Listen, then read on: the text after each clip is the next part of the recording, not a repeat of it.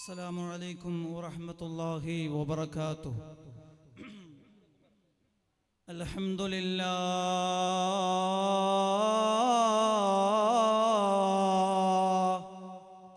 الواحد القهار الصمد الجبار الأحد الغفار الصلاة والسلام على النبي المختار وآله الأبرار وصحابه الأحيار وأتباعه الأطهار. قال رب اشرح لي صدري ويسر لي أمري واحلل عقدة من لساني يفقه قولي. ആദം മുതൽ പല കാലവും കഴിഞ്ഞില്ലേ, അതിലത്ഭുതം ഇന്നോളവും നിനക്കില്ലേ. ലോകം അടക്കി ഭരിച്ചിരുന്നവരല്ലേ, മൗത്തെന്ന സിംഹം കൊന്നതത്ഭുതമല്ലേ. ഏറ്റവും സ്നേഹബഹുമാന ആദരവുകൾ നിറഞ്ഞ അഭിവന്ദരായ ഉസ്താദുമാരെ, എൻ്റെ ഈ ശബ്ദം ശ്രവിക്കുന്ന നല്ലവരായ മുതഅല്ലിം സുഹൃത്തുക്കളെ, അല്ലാഹു സുബ്ഹാനഹു വ തആല നമ്മുടെ ഈ സംഗമത്തെ പൊരുത്തപ്പെട്ട അമലായി സ്വീകരിക്കട്ടെ. നമ്മിൽ നിന്ന് വന്നുപോയ സകല തെറ്റുകളും അല്ലാഹു പുറത്തു തരട്ടെ. ഇന്നീ സദസ്സിൽ ഞാൻ പറയുന്നത്, നമ്മൾ ചർച്ച ചെയ്യുന്നത് നമ്മുടെ നല്ല നാളേക്ക് ഉപകാരപ്രദമായ അറിവാക്കി അല്ലാഹു അനുഗ്രഹിക്കട്ടെ. കൂടുതലൊന്നും ആമുഖത്തിലേക്ക് കിടക്കാതെ മരണം വിശ്വാസിക്ക് അനുഗ്രഹമാണ് എന്ന പ്രമേയത്തിന്റെ അടിസ്ഥാനത്തിലാണ് എൻ്റെ ഇന്നത്തെ ഈ പ്രഭാഷണം കടന്നു പോകുന്നത്. എൻ്റെ പ്രിയമുള്ള, എന്താണ് മരണം? എന്താണ് മരണമെന്ന് അറിയാം നമുക്ക്. ലോകത്തെ എല്ലാ മനുഷ്യരും, മതമില്ലാത്തവനും മതമുള്ളവനും അണ്ടനും അടകോടനുമൊക്കെ സ്വീകരിച്ച കാര്യമാണ് മരണം. അതിൽ യാതൊരു സംശയവും ആർക്കുമില്ല എൻ്റെ പ്രിയമുള്ളവരെ. എന്നാൽ മരണം എങ്ങനെയാണ് നമ്മളിലേക്ക് കടന്നു വരിക? മലയാളത്തിന്റെ സ്വകാര്യ അഹങ്കാരമായ MT വാസുദേവൻ നായർ അദ്ദേഹത്തിന്റെ മന്നി എന്ന നോവലിലൂടെ പ്രതിപാദിച്ചിട്ടുണ്ട്.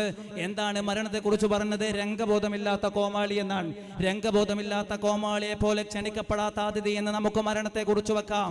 എൻ്റെ പ്രിയമുള്ളവരെ, മരണമെന്ന് പറഞ്ഞു കഴിഞ്ഞാൽ രംഗബോധമില്ലാതെ നമ്മളിലേക്ക് കടന്നു വരുന്ന സംഭവമാണ്. എന്നാൽ നാം മനസ്സിലാക്കണം, എങ്ങനെയാണ് മരണം, മരണത്തിന്റെ അവസ്ഥ എന്താണ്? ആദരവായ നബിയുനാ മുഹമ്മദ് മുസ്തഫ, ഒരാദരവായ നബിയുനാ മുഹമ്മദ് മുസ്തഫ സ്വല്ലല്ലാഹു അലൈഹി വസല്ലമ തങ്ങൾ അവിടുന്ന് പറഞ്ഞത് എന്തെന്നറിയുമോ? മരണത്തിന് വല്ലാത്ത വേദനയാ.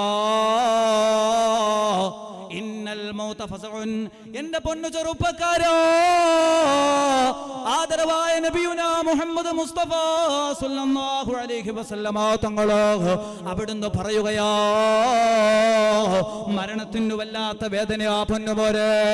എൻ്റെ പ്രിയമുള്ളവരെ, നമ്മളിവിടെ ചർച്ച ചെയ്യുന്നത് മുസ്ലിമിന്റെ ഒരു വിശ്വാസിയുടെ മരണം, വിശ്വാസിക്ക് മരണം അനുഗ്രഹമാണ് എന്നല്ലേ. എങ്ങനെയാടാ വിശ്വാസിക്ക് മരണം അനുഗ്രഹമാകുന്നത്? അതിന് രണ്ട് കാരണങ്ങളുണ്ട്. ഒന്നൊരു വിശ്വാസിയെ സംബന്ധിച്ചിടത്തോളം മരണം എപ്പോഴും എൻ്റെ മുമ്പിലേക്ക് ഏത് സമയവും വന്നേക്കാം എന്ന നിയത്തോടുകൂടെ, എന്ന ചിന്തയോടുകൂടെ, എന്നൊരു താല്പര്യത്തോടുകൂടെ അവൻ ഇബാദത്ത് ചെയ്യണം.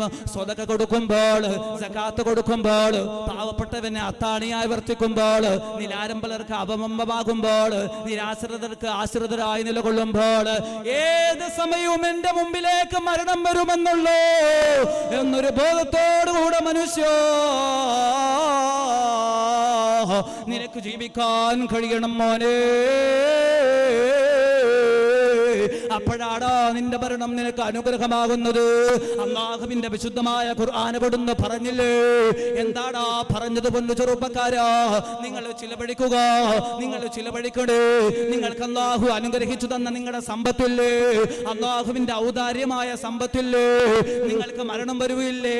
നിങ്ങൾക്ക് മരണം വരുന്നതിന് മുമ്പ് അല്ലാഹു അവന്റെ ഔദാര്യമായി നിങ്ങൾക്ക് അനുഗ്രഹിച്ചു തന്ന സമ്പത്തില്ലേ, അത് ചിലവഴിക്കണേ. അല്ലാഹുവേ, മരണം വരുന്നതിന് മുമ്പ് സകാത്ത് കൊടുക്കടാ. ആ ലോക്കറിൽ, ആ ബാങ്ക് ലോക്കറിൽ കെട്ടിക്കിടക്കിന് പൈസ എങ്ങനെ അട്ടിക്കട്ടിക്ക് വെച്ചിട്ടുണ്ട്, പാവപ്പെട്ടവന് കൊടുത്തു വിട്ടടാ. അങ്ങനെ ആകുമ്പോഴാണ് നിനക്ക് മരണം അനുഗ്രഹമാകുന്നത്. അല്ലാത്ത പക്ഷം അവിടുന്ന് നിന്റെ മരണം നിന്റെ മുമ്പിലേക്ക് വരുമ്പോൾ, അതാ മോശപ്പെട്ടവരാണെങ്കിൽ അവിടുന്ന് അവൻ വിളിച്ചു പറയും, ഫയഖൂലു റബ്ബി ലൗലാ അഖർതനീ ഇലാ അജലിൻ ഖരീബ്. അല്ലാഹുവേ, അവന്റെ മരണഭവനിലേക്ക് സമക്ഷമാകുമ്പോൾ മോശപ്പെട്ടവൻ അവിടുന്ന് പറയുകയാ, അല്ലാഹുവേ, ഒരു നിമിഷം ഒരു അജൽ എനിക്ക് നീ കൂട്ടിത്താ അല്ലാ, ഒരു നിമിഷം എനിക്ക് കൂട്ടിത്താ അല്ലാ, ഞാൻ സകാത്ത് കൊടുക്കാം, ഞാൻ സ്വതക്ക കൊടുക്കാം, എനിക്ക് നിന്റെ ഔദാര്യമായി നീ തന്ന സ്വതക്കയുണ്ടല്ലോ, എന്റെ സമ്പത്തുണ്ടല്ലോ, ഞാൻ സകാത്ത് കൊടുക്കാം, ഞാൻ പാവപ്പെട്ടവനെ അത്താണിയായി വർത്തിക്കാം, ഞാൻ യതീമിന് കൊടുക്കേണ്ടത് കൊടുക്കാം, ഞാൻ ഇതായി പറയുന്ന നിന്റെ ദീനിന് വേണ്ടി ചിലവഴിക്കാം. അങ്ങനെയൊക്കെ പറഞ്ഞിട്ട് കാര്യമില്ല. അവിടുന്ന് അല്ലാഹു പറയുന്നുണ്ട്. അതിനുശേഷം അല്ലാഹു പറയുന്നത് എന്തെന്നറിയുമോ? ആർക്കെങ്കിലും മരണമെത്തിക്കഴിഞ്ഞാൽ പിന്നെ ഒരു നിമിഷം പിന്തിക്കുകയില്ല. അത് എത്ര വല്ല കൊലകൊമ്പനാവട്ടെ, മരണമെത്തിക്കഴിഞ്ഞാൽ ഒരു നിമിഷം പോലും അല്ലാഹു പിന്തിക്കുകയില്ല എന്ന് പറയുന്നതാരാ? അല്ലാഹുവിന്റെ വിശുദ്ധ ഖുർആനായത് ഞാൻ പറഞ്ഞതല്ല. അല്ലാഹു മനസ്സിലാക്കാൻ തൗഫീഖ് നൽകി അനുഗ്രഹിക്കട്ടെ. ആമീൻ. വേറൊരു കാര്യം കൂടിയുണ്ട്. രണ്ട് കാര്യം ഞാൻ പറഞ്ഞത്.